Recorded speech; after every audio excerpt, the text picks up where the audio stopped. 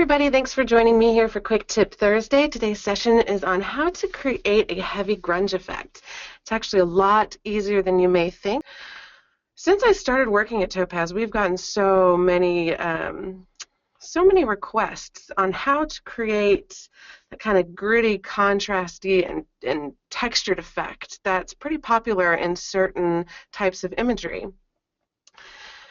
We have all sorts of ways of creating it, but the new Topaz Texture Effects actually makes it very, very easy to create these types of effects, whether it's just a one-click preset or going in and manually doing it yourself.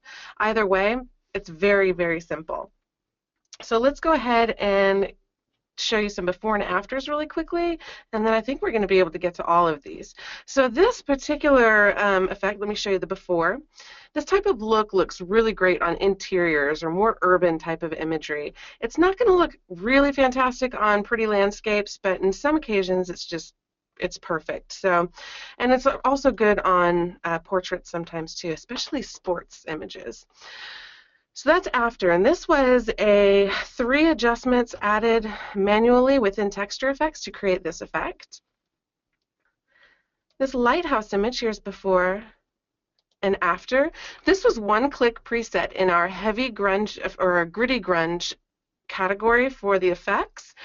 This was called Seeing Red, and all I did was turn off one adjustment that I wasn't liking on there, and I ended up with a result that I love for this image. And here's another type of grunge and grit effect. Here's before and after. And this was started with an actual effect, a preset that we have in there called Mechanical Grime. And then I went in and adjusted it by going through each one of the modules. So we're going to actually start with this image. Let me go to the background here and go into Topaz Labs, Topaz Texture Effects. If you want more quick tips, if you want some more lengthy tutorials, some archived webinars, check out our YouTube channel. It's youtube.com/topazlabs, and you can check out all the videos that we have on Texture Effects available for you, especially if you're new to the program. I'm not going to be covering the introduction to it, but we do have one online for you. All right, I'm just going to go back into my collection categories here. Just click on the featured drop-down menu and go directly into Gritty Grunge.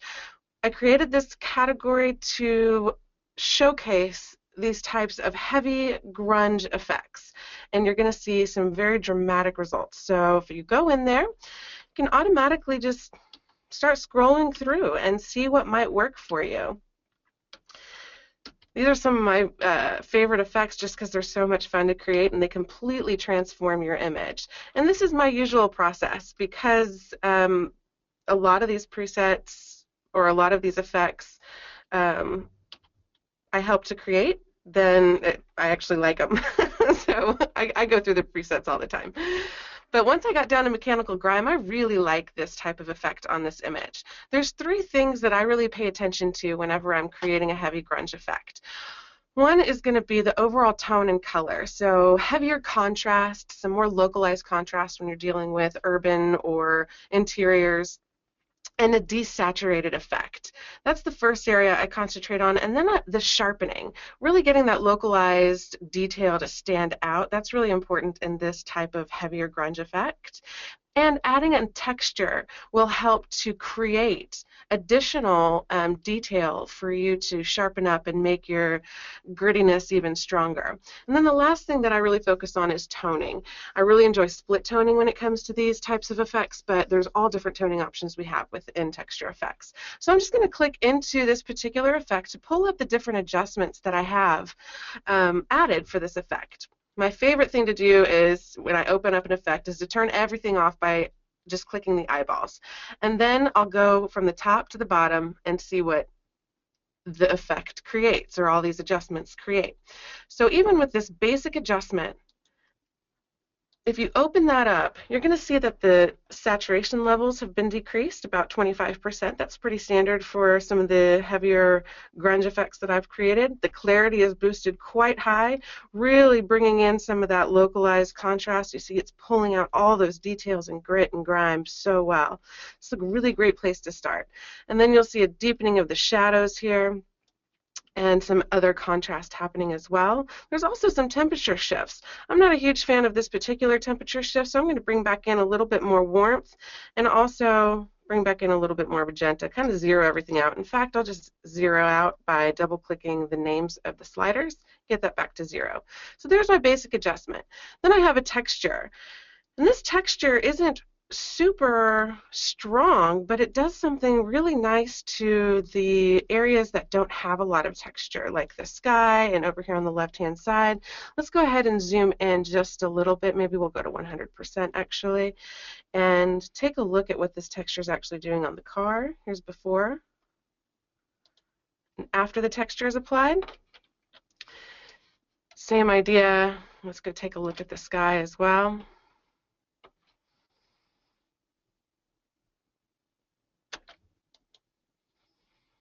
Oops, that panning did something weird there. Oops. Okay, here's before and after. So let's open up the texture. The texture, if I'm manually creating something, I usually go to the heavy grunge, but this one is already in the heavy grunge category, and I know that, and I'm happy with the texture.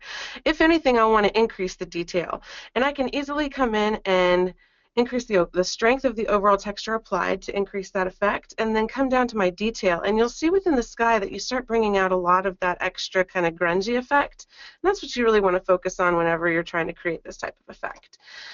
If you don't like the color being added in and the overall tone that's starting to happen with the texture, you can take the saturation out to get just kind of the texture itself, and then come down to the color strength and add in the color you'd prefer for that texture, or blend it in with the original. So I'm going to kind of go more for an aqua teal-y color, take that strength color down and blend it in with the original. And that's my texture work.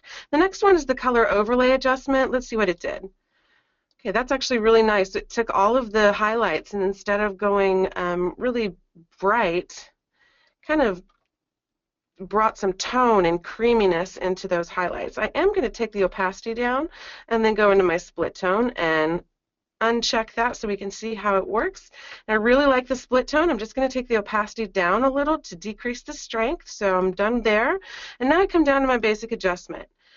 Wow, that added a lot of punch right there at the end. This is one of the tricks of texture effects. Going back to the basic adjustment again and adding another additional basic adjustment is something that you'll find has been created in a lot of the effects, because it really helps to pull out some of that contrast and tone that might be hidden underneath all these other adjustments.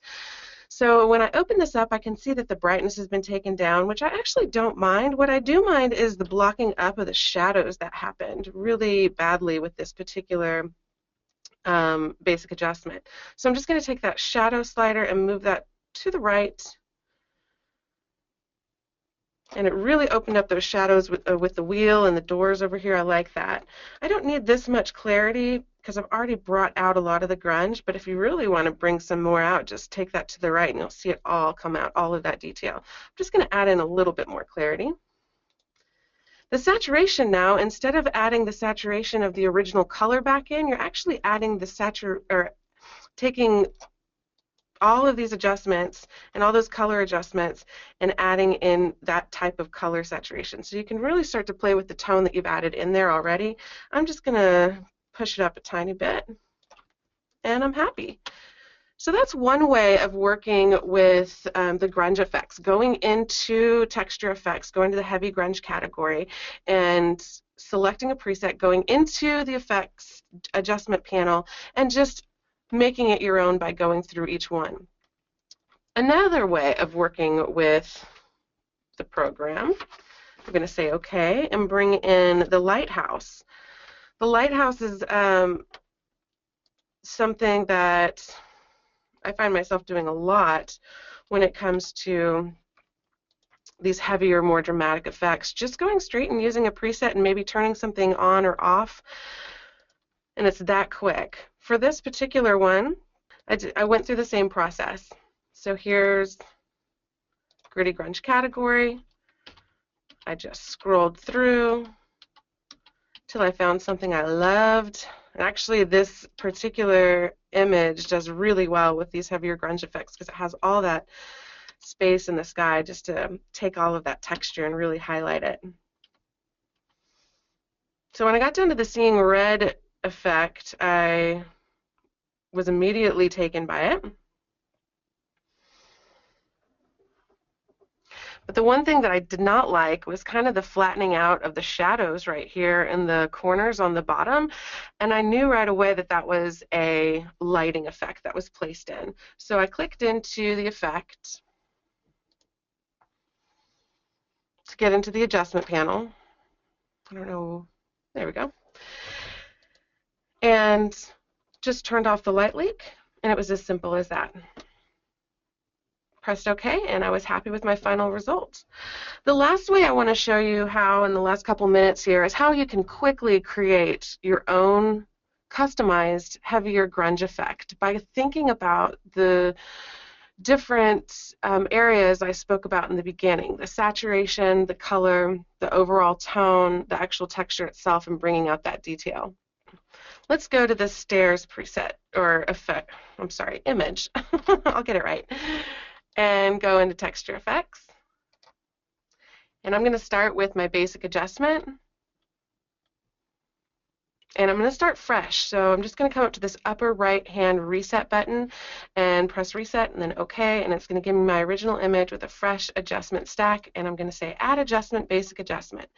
And the first thing I'm going to do is come down to my saturation and take that to the left and kind of go to about -2.5, like that, or -0.3, and then come up and work with my tones from there. For this type of image that has a lot of texture that's just screaming to come out, in those stairs, for example, this wood, I come up to my clarity and immediately just take that up and really bring out that localized contrast very quickly.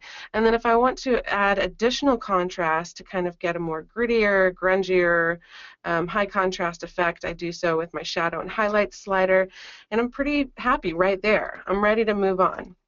Next adjustment that I would add at this point would probably be a texture, because of all of this white, I just want to add a little bit more grit to everything.